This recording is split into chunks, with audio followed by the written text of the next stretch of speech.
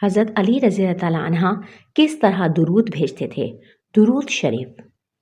ان علی کرم اللہ وجہہ فی الصلاۃ علی النبی صلی اللہ علیہ وسلم ان اللہ وملائکتہ یصلون علی النبی یا ایہا الذین آمنوا صلوا علیہ وسلموا تسلیما لبیک اللہم ربی وصدائک صلوات اللہ البر الرحیم والملائکۃ المقربین والنبیین والصدیقین والشہداء والصالحین وما سبح لک من شیء یا رب العالمین علی محمد ابن عبد اللہ خاتم النبیین وسید المرسلین وامام المتقین ورسول رب العالمین الشاہد البشیر النذیر الداعی الیک بإذنک السراج المنیر وعلیہ السلام۔ ترجمہ: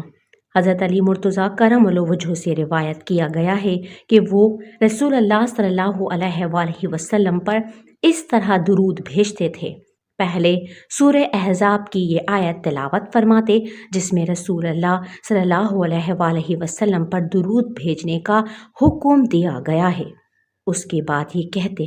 اے میرے اللہ، میں تیرے فرمان کی بسط و چشم تعمیل کرتا ہوں اور عرض کرتا ہوں کہ اس خداوند تعالیٰ کی طرف سے جو بڑا احسان فرمانے والا اور نہایت مہربان ہے،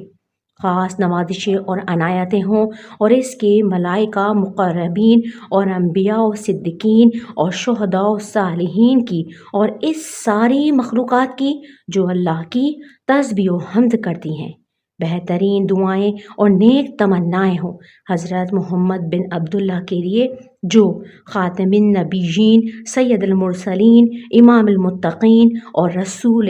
رب العالمین ہیں، جو قیامت میں امت پر سرکاری گواہ ہوں گے کہ آپ صلی اللہ علیہ وآلہ وسلم کے بیان کے مطابق ان کا فیصلہ ہوگا۔ اللہ کے فرما بردار بندوں کو رحمت و جنت کی بشارت سنانے والے اور مجرموں اور نافرمانوں کو برے انجام سے، اللہ کے عذاب سے آگاہی دینے والے ہیں، جو تیرے بندے کو تیرے حکم سے تیری طرف دعوت دیتے ہیں اور تیرے ہی روشن کیے ہوئے چراغ ہیں، اور ان پر سلام ہو۔